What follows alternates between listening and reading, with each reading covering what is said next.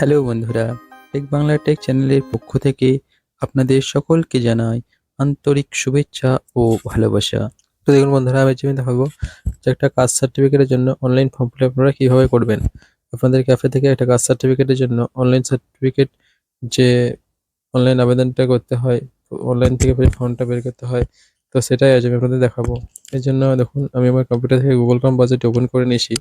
এখন এখান থেকে আমি কাস্ট সার্টিফিকেটের যে ওয়েবসাইটটি রয়েছে সেটি এখানে ওপেন করবো। এই জন্য কাস্ট সার্টিফিকেট লিখে জাস্ট সার্চ করবেন।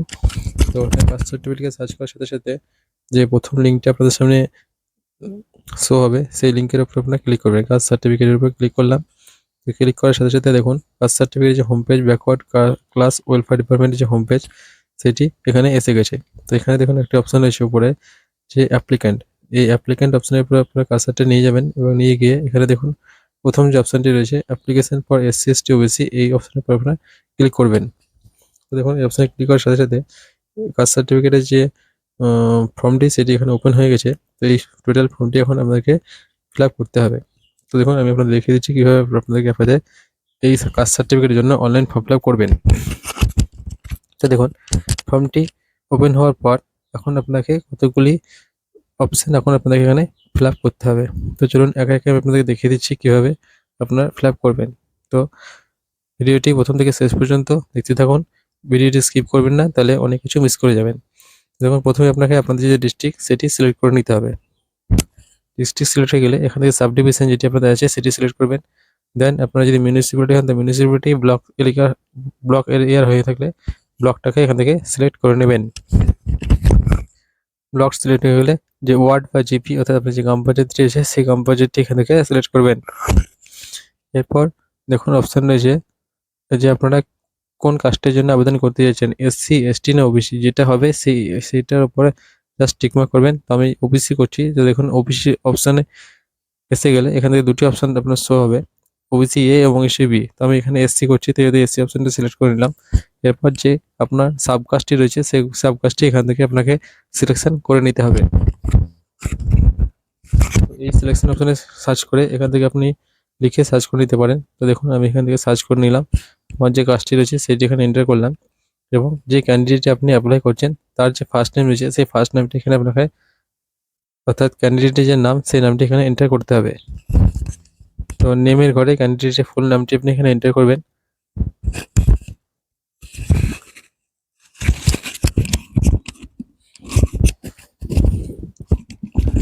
ক্যান্ডিডেট নেম এন্টার করা হয়ে গেলে সেকেন্ড অপশন রয়েছে ফাদার্স নেম। তো এখান থেকে আপনার যে ফাদার্স নেমটি রয়েছে সেই ফাদার্স নেমটি এখন আপনাকে সম্পূর্ণভাবে লিখে নিতে হবে। দেখুন এখান থেকে আমি আপনাদের টোটাল ভিডিওটা দেখিয়ে দিচ্ছি। তো দেখুন এখানে যে মোবাইল নাম্বারটি রয়েছে সেই মোবাইল নাম্বারটি এখানে এন্টার করবেন। তো আপনাদের মোবাইল নাম্বারটি যেটা থাকবে সেটি এখানে এন্টার করে নেবেন। দেখুন এখানে রয়েছে একটি ইমেল আইডি। তো আপনাদের ইমেল আইডি আপনারা দিতেও পারেন, আবার ইমেল আইডি না থাকলে নাও দিতে পারেন, এটা কোনো ম্যান্ডেটরি নয়। থার্ড অপশানটি রয়েছে, এখান থেকে যে কোনো আপনাকে একটা আইডেন্টি প্রুফ দিতে হবে। এখান থেকে আপনাদের ইপিক নাম্বার, আপনাদের আধার কার্ড নাম্বার এবং আপনাদের যদি ডিজিটাল রেশন কার্ড থেকে সেই ডিজিটাল রেশন কার্ডটা এখানে দিতে পারেন। তো আমি আমার কাস্টমারের এখানে যে আধার নাম্বারটি রয়েছে সেটি এখানে এন্টার করে নিলাম। দেন এখানে রয়েছে ডেট অফ বার্থ। তখন আপনাকে যে ক্যান্ডিডেট আপনি করছেন সেই ক্যান্ডিডেটের ডেট অফ বার্থটি এন্টার করতে হবে।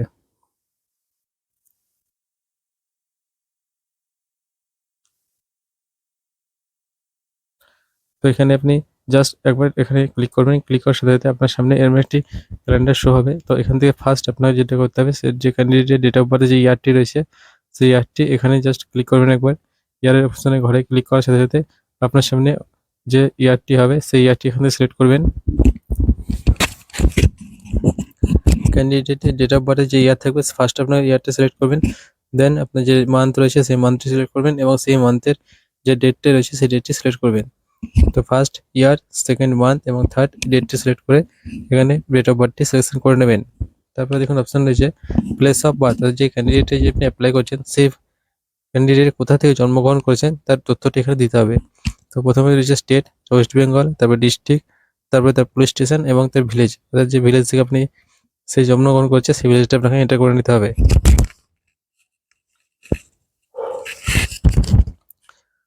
পার্মানেন্ট অ্যাড্রেস, তো এখান থেকে আপনার যে অ্যাড্রেসটা রয়েছে সেটি ফিল করতে হবে। তো প্রথমে আপনার যে গার্জিয়ান নেম অর্থাৎ কেয়ার অফ যে গার্জিয়ান নেমটি রয়েছে সেখানে সেই নামটি এখানে এন্টার করবেন। তারপর দেখুন নিচে এখানে স্টেট এবং ডিস্ট্রিক্ট অলরেডি সিলেক্ট হয়ে আছে। এখান থেকে আপনাদের যে পুলিশ স্টেশন রয়েছে সেই পুলিশ স্টেশনটি আপনারা এখান থেকে সিলেক্ট করে নেবেন।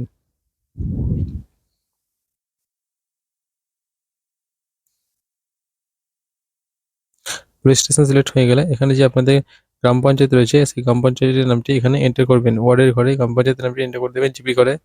দেন আপনাদের যে ভিলেজ রয়েছে সেই ভিলেজটি এখন এখানে এন্টার করবেন। ভিলেজ এন্টার করা হয়ে গেলে post office, enter post office ঘরে যে আপনার পোস্ট অফিস রয়েছে সেই পোস্ট অফিসটা এন্টার করবেন। দেন যে পিনকোড রয়েছে সেই পিনকোডটি এখানে এন্টার করে দেবেন। তো আপনাদের প্রেজেন্ট অ্যাড্রেস এবং পার্মানেন্ট অ্যাড্রেস সেম হয়ে থাকে। তো দেখুন এখানে অপশন রয়েছে সেম অ্যাজ পার্মানেন্ট, তো এখানে ইয়েস অপশানে আপনারা জাস্ট একবার ক্লিক করবেন, তাহলে আপনাদের প্রেজেন্ট এবং পার্মানেন্ট দুটো অ্যাড্রেসই সেম হয়ে যাবে। এবং এখানে রয়েছে আপনাদের ন্যাশনালিটি, যেটি ইন্ডিয়ান সিলেক্ট হয়েছে। এবার আপনাদের যে রিলিজিয়ান সেটি এখানে সিলেক্ট করতে হবে, যে আপনি হিন্দু, জৈন না মুসলিম না খ্রিস্টান, সেটা এখান থেকে আপনাদের রিলিজিয়ানটা সিলেক্ট করে নেবেন। দেন জেন্ডার, এখানে মেল না ফিমেল সেটা আপনি সিলেক্ট করবেন। তারপরে দেখুন যেটা যে এখানে একটা অপশন রয়েছে বার্থ রিলেশন ডিটেলস, অর্থাৎ যাই সার্টিফিকেট দিয়ে আপনি আবেদন করছেন, এটা একটা ভাইটাল অপশন।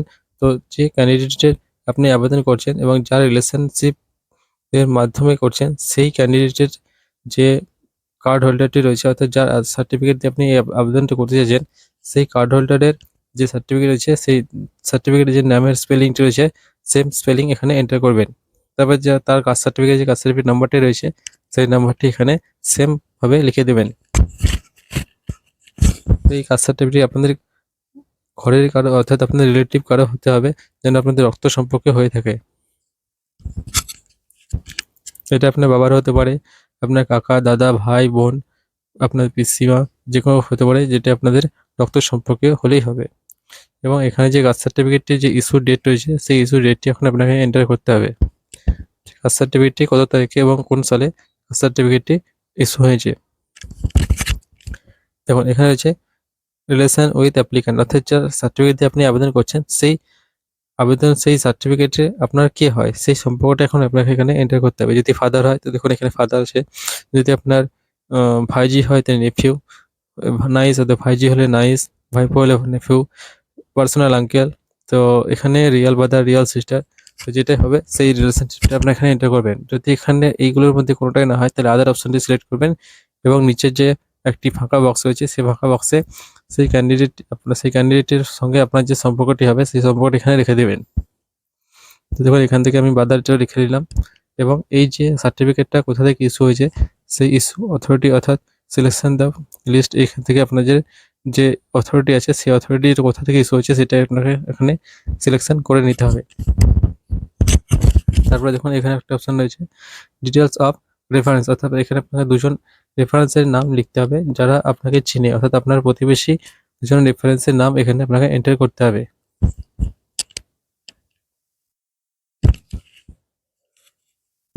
তো বন্ধুরা, আমি আমার সাবাই ক্যাফেতে নিত্য নতুন কাজের জন্য যে ভিডিওগুলো যে ফর্মগুলো বেরিয়ে থাকে সেগুলো ফিল আপ করে থাকি, এবং এই সমস্ত কাজগুলো শেখার জন্য আপনারা আমার চ্যানেলটিকে অবশ্যই সাবস্ক্রাইব করে নেবেন। এবং যদি এই ভিডিওটি ভালো লাগে তো প্লিজ ভিডিওটিকে লাইক করবেন এবং সাথে সাথে বন্ধুদের সাথে ভিডিওটি শেয়ার করে নেবেন। তো দেখুন এখান থেকে আমি দুজন রেফারেন্সের নাম এন্টার করে নিচ্ছি। তো দেখুন বন্ধুরা, আমি একটা সার্ভে ক্যাফে চালাই এবং আমি আমার সার্ভে ক্যাফেতে যে সমস্ত নতুন নতুন কাজগুলো হয়ে থাকে তার নিত্য নতুন ভিডিও আমি আমার এই চ্যানেলে আপলোড করব।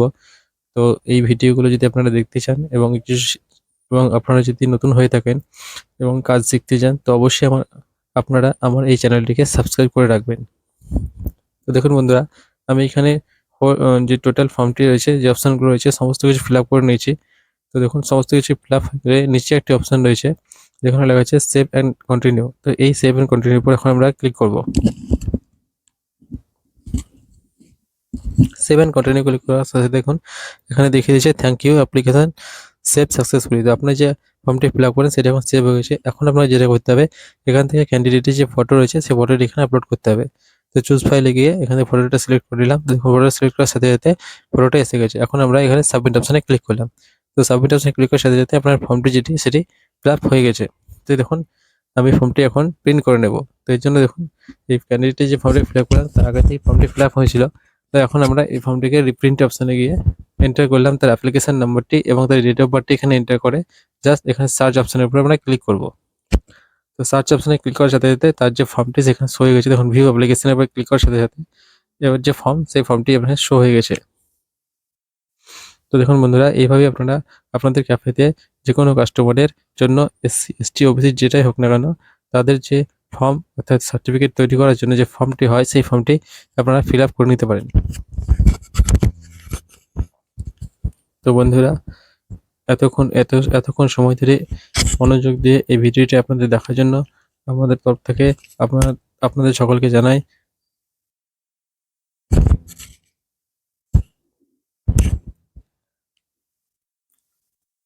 দেখুন বন্ধুরা, এভাবে আপনারা এই ফর্মটি ফিল আপ হয়ে গেলে ফর্মটিকে এখন প্রিন্ট করে নেবেন। তো ভিডিওটি দেখার জন্য অসংখ্য